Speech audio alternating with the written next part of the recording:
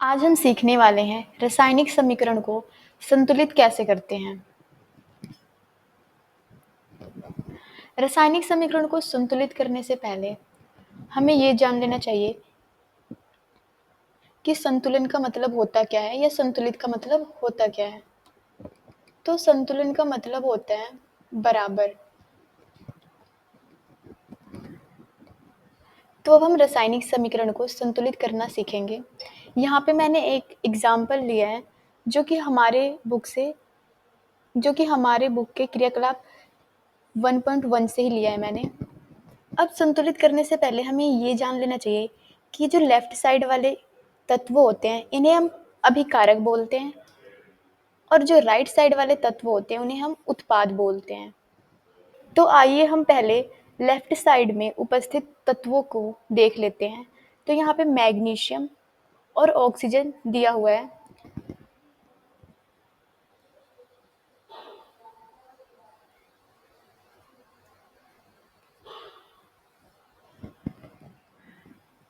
अब मैग्नीशियम यहाँ पे कितना है?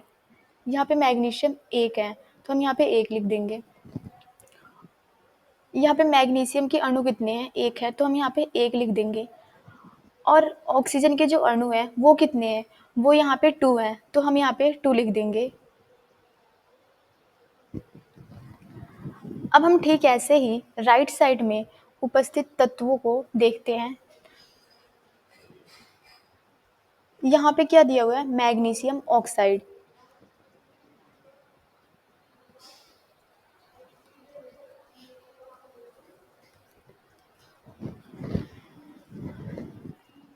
अब यहाँ पे मैग्नीशियम के अणुओं की संख्या कितनी है? 1 ही है, तो हम 1 ही लिखेंगे यहाँ पे।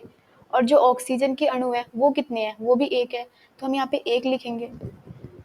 अब आप यहाँ पे देख सकते हो जो मैग्नीशियम है इसके जो अणु हैं वो राइट साइड में भी बराबर है और लेफ्ट साइड में भी बराबर है। मतलब जो मैग्नीशियम है वो राइट साइड में भी 1 है और लेफ्ट साइड में भी 1 है। तो इससे हम ये कह सकते हैं कि मैग्नीशियम के अणुओं की संख्या बराबर है। और अब हम ऑक्सीजन को देखेंगे तो हम पाएंगे जो राइट साइड में ऑक्सीजन है उसकी अणुओं की संख्या 1 है और लेफ्ट साइड में ऑक्सीजन की अणुओं की संख्या 2 है। तो ये बराबर नहीं है। इसको बराबर करने के लिए हमें यहाँ पे 2 लगाना पड़ेगा। अब ये 2 क्या दर्शाता है? जो ऑक्सीजन है ये भी 2 हो जाएगी और जो मैग्नीशियम है ये भी 2 हो जाएगी। अब यहाँ पे आप देखो जो राइट साइड में मैग्नीशियम की अणुओं की संख्या है वो 2 है, लेकिन लेफ्ट साइड में मैग्नीशियम की अणुओं की संख्या 1 ही है। तो इसको भी हम 2 बनाने के लिए, मैग्नीशियम की जो अणु की संख्या है इसको हम 2 बनाने के लिए हम यहाँ पे 2 लगा देंगे,